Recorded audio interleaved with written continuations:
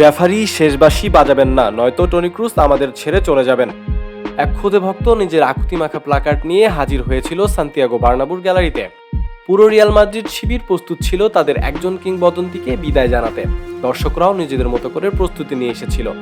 এরপর কুদুসের বিদায় বেলায় সতীর্থরা রাঙিয়েছেন গার্ড অব অনার আর শূন্যে ছুড়ে অভিবাদন জানানোর মধ্য দিয়ে। গত 21 মে আসন্ন ইউরোপিয়ান চ্যাম্পিয়নশিপ খেলেই সব ধরনের ফুটবলকে বিদায় জানানোর ঘোষণা দিয়েছিল এই জার্মান মিডফিল্ডার। কার্যত আর অল্প সময়ই মাঠে দেখা যাবে 34 বছর বয়সী ক্রুসকে।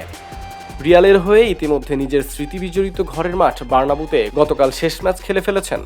যদিও এখানেই শেষ নয়, ইউএফএ চ্যাম্পিয়নশিপ লিগ ফাইনালে 1 জুন খেলবেন স্প্যানিশ ক্লাবটির হয়ে শেষ ম্যাচ।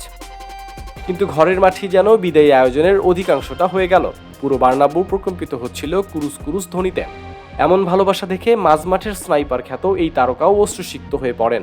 রিয়াল বেটিসের বিপক্ষে গতকাল চলতি মৌসুমে লিগের শেষ ম্যাচ খেলতে নেমেছিল রিয়াল মাদ্রিদ। আগেই লা লিগার শিরোপা ঘরে তোলা দলটি এদিন মাঠ ছাড়ে গোলশূন্য ড্রতে। তবে তাদের পুরো আকর্ষণ ছিল কুরুসের বিজয়ী সংবর্ধনায়। বার্নাবুর গ্যালারিতে 22টি শিরোপা জেতা কুরুসের ছবি সম্মিলিত বিশাল ব্যানার নিয়ে হাজির হন দর্শকরা, যেখানে লেখা ছিল ধন্যবাদ কিংবদন্তি।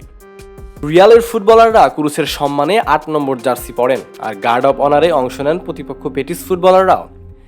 এরপর ম্যাচের 86তম মিনিটে যখন বদলি খেলোয়াড় হিসেবে জার্মান তারকা মাঠ ছাড়ছেন, সবাই দাঁড়িয়ে তাকে করতালিতে অভিবাদন জানান।